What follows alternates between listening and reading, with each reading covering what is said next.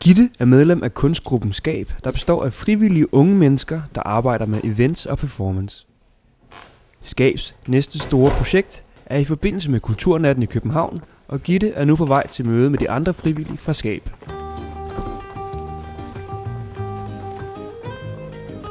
Jeg er i gang i det her projekt med Kulturnatten i Skab, hvor det handler om at inddrage københavnerne, så de kan fortælle, hvad deres nat går ud på, så vi måske kan give et lidt mere positivt billede af natten i København.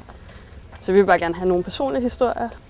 Jeg er i gang med at prøve at engagere nogle musikere, som kan komme og lave noget musik til de her billeder, men det er en lille smule svært at få fat på dem, når man sådan kan sige, ja, på mandag ved vi måske, hvor mange billeder det drejer sig om, og hvordan i alverden de skal sættes sammen. Og vi ved heller ikke, hvor lang tid vi har sådan at køre det her show, og det er sådan en lille smule presset lige nu. Ja, vi kører med et lille budget på en 3.000 kroner, hvor at vi har holdt det så skrabet, som vi overhovedet kan, og så har vi været så ufattelig heldige at lige få bevilget nogle penge. Så jeg har også en gammel dansk med i tasken, som vi skal skåle i, fordi det skal da fejres, at vi langt om længe har fået nogle penge. Det lyder lidt som om, jeg er ude og slå nu, så jeg burde have været nede på den anden side af Sankt Hans Torv nu, men jeg håber, det går, at jeg kommer lidt for sent. Altså i forbindelse med Kulturnatten, så synes vi måske, at der er ret mange lidt ligegyldige ting, der foregår. Og så er det bare en mulighed. Altså det er også en mulighed for at skabe noget awareness omkring vores forening og få noget positiv omtale. Og forhåbentlig er der nogen, der opdager, at vi eksisterer. Så når vi holder noget en anden gang, så kan det jo være, at der kommer nogen til vores arrangementer, fordi de tænker, hey, Skab, det var dem, der lavede det der udstilling nede på Air Square. Altså, så på den måde er det egentlig meget for vores PR-arbejde, vi holder det her. Nu er vi snart nede på Air Square. Mødet er godt i gang. Vi spørger Gitte og de andre, hvad det er, der får dem til at arbejde frivilligt. Men det er også, hvis man, når man arbejder forskellige steder, så med sådan kulturarrangementer og sådan noget, så har man ikke sådan den store medbestemmelsesret altid.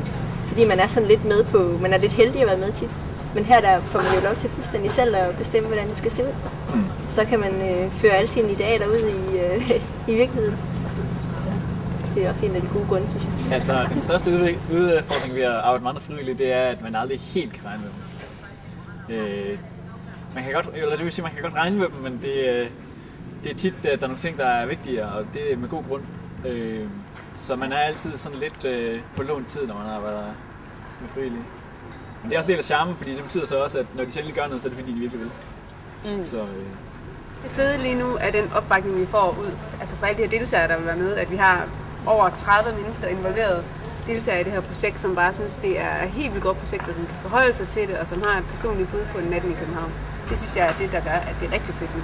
At det ikke kun er os, vores lille gruppe, der synes, det er en god idé, men at alle de her mennesker synes, det er helt vildt fedt. Ja, det synes jeg også. Altså også at i første omgang var det at man kunne forestille sig, at det var let at forestille sig, at der ville komme noget spændende ud af det. Når man selv synes, at natten er fyldt af mystik, natten er fyldt af eventyr, så er det jo et godt udgangspunkt. Men det er rigtig fedt at opleve, at der er så mange, som har det på samme måde, og som har lyst til at byde ind i det hoved. Vi håber bare på, at det bliver en hyggelig aften, og folk hører noget poesi og ser nogle flotte billeder, og har det godt og nyder kulturen.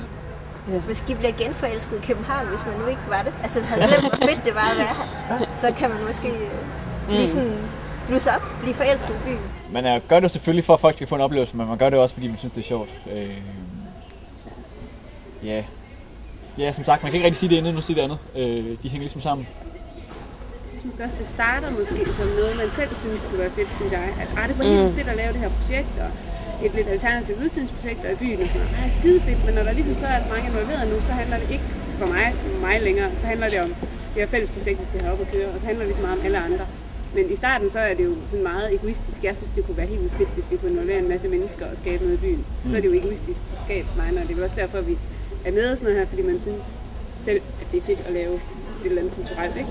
Men så kommer der jo så i videre forløbet, synes jeg ligesom, det handler om noget andet end ens egen. Ja. Fordi selvfølgelig er det fedt, når man står, og hvis arrangementet det hele klapper, og det er rigtig fedt, og folk synes, det er fedt, så har man også den der følelse i sig selv, at vi har lavet et eller andet helt vildt fedt.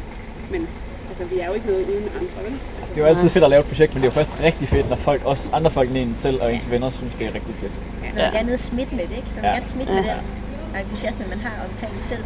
Altså man vil gerne kanalisere den energi ud til nogle andre. Så det er sådan, ja, det er rigtig sødt, du har ret, det bider sig selv sådan lidt i halen på den. Ja, altså lige nu så er jeg også bare sådan vildt spændt på det der øjeblik, hvor vi skal tænde for det hele på aften. Men altså, det tænker jeg. Vi en champagneprop. Det øjeblik, hvor det bare starter, det synes jeg...